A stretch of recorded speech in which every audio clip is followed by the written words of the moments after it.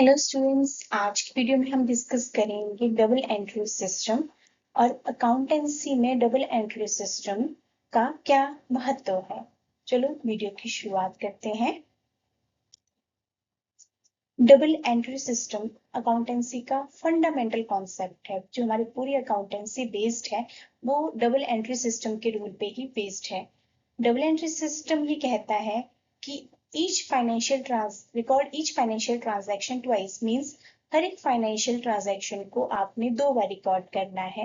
एक बार डेबिट में और वंस एज अ क्रेडिट, और दूसरी बार क्रेडिट में। हम इसको डेबिट और क्रेडिट में दोनों बार क्यों रिकॉर्ड करते हैं? इसका रीजन ये है कि हमारा जो अकाउंटिंग इक्वेशन है जो ये कहता है asset equals to liabilities plus equity, ये हमेशा बैलेंस रहे। अब जब हमारी एक इक्वेशन प्रॉपर्ली मेंटेन रहती है तो हमें ये श्योरिटी हो जाती है कि हमने अपनी बुक्स को रिकॉर्ड करने में कहीं कोई गलती नहीं की है और हर एक ट्रांजैक्शन को हमने प्रॉपर्ली रिकॉर्ड कर लिया है। डबल एंट्री सिस्टम ये बोलता है every transaction effect to accounts, means जब भी आप कोई काम करेंगे तो उसका इफेक्ट 2 अकाउंट्स के ऊपर पड़ेगा। और हम इस ट्रांजैक्शन को रिकॉर्ड करने के लिए 2 रूल्स यूज करेंगे, डेबिट एंड क्रेडिट। अब ये जो डबल एंट्री सिस्टम का जो नाम है ये पहली बार एक इटालियन मैथमेटिशियन ल्यूका पेचियोली ने 1494 में अपनी बुक्स में डिस्कस किया था। अब उन्होंने इस वर्ड को इन्वेंट नहीं किया था, बट उन्होंने पहली बार इस शब्द का प्रयोग किया था जिसका उपयोग करके हम अकाउंटिंग को प्रॉपरली रिकॉर्ड कर सकते हैं। अब इसी चीज को, डबल एंट्री सिस्टम के कॉन्सेप्ट को हम एक एग्जाम्पल के थ्रू समझेंगे। अब आपके पास एक एग्जाम्पल है। एक कंपनी ने ऑफिस सप्लाईज खरीदी 1000 रुपए की। मीन्स एक कंपनी ने ऑफिस के लिए कुछ सामान खरीदा जिसकी कीमत 1000 थी। उन्होंने सामान खरीदा और बदले में उन्होंने 1000 रुपया कैश दिया। अब डबल एंट्री सिस्टम के हिसाब से अब देखा जाए तो इसमें 2 चीजें इंवॉल्व हो गई।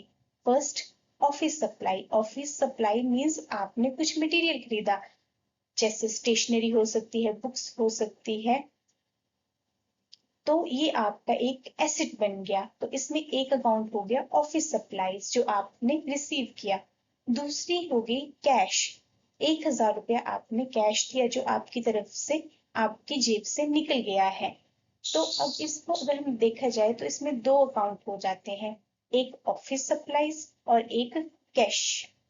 अब इसमें ऑफिस सप्लाईज क्योंकि हमारे पास आ रही है, एसेट इंक्रीज हो रहा है तो ये डेबिट हो जाएगा, और कैश क्योंकि डिक्रीज हो रहा है तो ये क्रेडिट हो जाएगा। ओके। अब ये डेबिट और क्रेडिट कैसे होते हैं इसके अलग से रूल है जिसको हम अपनी अलग वीडियो में रूल्स ऑफ अकाउंटिंग में डिस्कस करेंगे। बट फिलहाल के लिए आप ये समझ सकते हैं कि ऑफिस सप्लाईज और कैश, इसमें 2 अकाउंट्स थे। जो डबल एंट्री सिस्टम हमारा कहता है कि हमारे 2 अकाउंट इफेक्ट होने चाहिए।